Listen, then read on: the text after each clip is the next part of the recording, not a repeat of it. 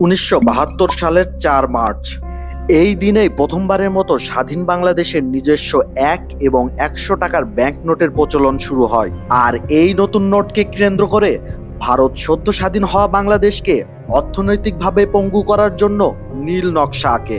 ইতিহাসের সেই সব ঘটনা নিয়ে আজকের ভিডিওতে বিস্তারিত আলোচনা করা হবে।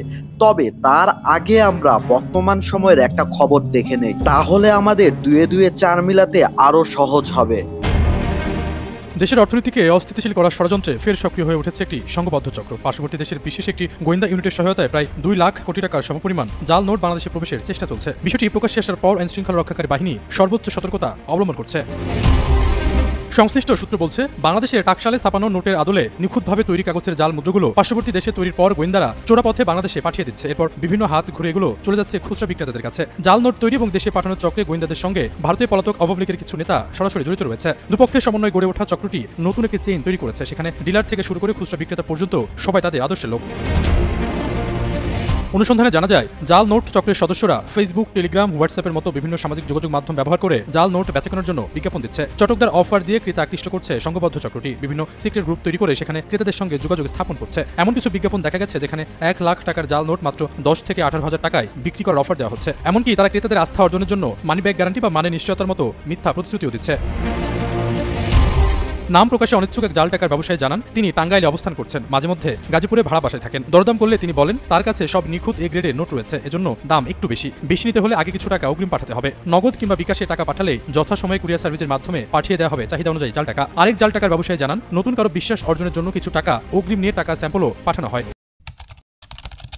আবার ফিরে আসা যাক 1972 সালের 4 মার্চ। 100 টাকার নোটে শেখ মুজিবুর রহমানের ছবি এবং বাংলাদেশের মানচিত্র ছিল একদিকে এবং অপর সাইড ছিল সুন্দর কারুকাজ করা।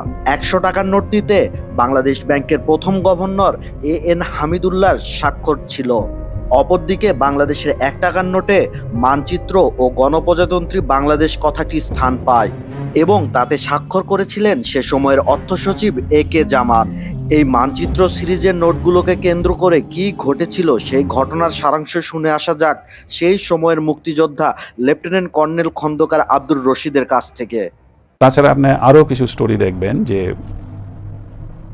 বাংলাদেশের টাকা ভারত প্রিন্ট করে দিয়েছিল এবং সেই টাকা ডুপ্লিকেট প্রিন্ট ছিল এবং সেটা আমাদের অর্থনীতিতে ভীষণভাবে আঘাত করেছে। শিওর, আপনি তখনকার দিনের পত্রিকাগুলো দেখেন, বোম্বের মধ্যে ভারতই কত কোটি কোটি টাকা ধরেছে। তারপরে যেভাবে স্মাগলিং অ্যান্ড বর্ডার খোলা ছিল সেইভাবে কারেন্সি কীভাবে হতো। সুতরাং অর্থনীতির উপর একটা বিরাট প্রেশার আসছে, যার জন্য তখন সেই কারেন্সিকে আবার বদলানো হয়, অন্য জায়গায় প্রিন্ট করে।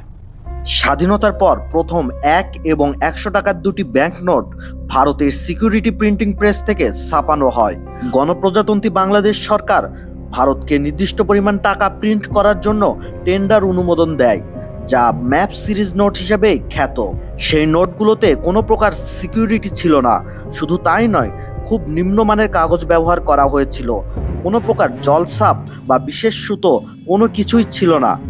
ভারত অনুমোদিত টাকার কয়েক গুণ বেশি নোট প্রিন্ট করে। যুদ্ধ বিধ্বস্ত বাংলাদেশে আসা বিভিন্ন দেশ থেকে অনুদান সমগ্র ভারত অবৈধভাবে ওই টাকা দিয়ে নেওয়া শুরু করে। ফলে দেশে অর্থনৈতিক সমস্যা দেখা দেয়। বিষয়টি সরকারের দৃষ্টিগোচর হলে ম্যাপ সিরিজের নোট বাংলাদেশের সরকার নিষিদ্ধ বা অচল করে দেয় এবং পরবর্তীতে নতুন করে সুইজারল্যান্ড, জার্মানি এবং অস্ট্রেলিয়া থেকে বাংলাদেশের নোট ছাপানো হয়। 1988 সালে টাকশাল স্থাপিত হওয়ার পর প্রথমবারের মতো বাংলাদেশে কাগজের নোট ছাপানো হয়। বাংলাদেশের রাজনীতির অস্থিতিশীলতার সুযোগ ভারত বরাবরই নেয়ার চেষ্টা করেছে। তাই আমাদের অর্থনৈতিক লেনদেনের সময় আরও বেশি সতর্কতা অবলম্বন করা উচিত।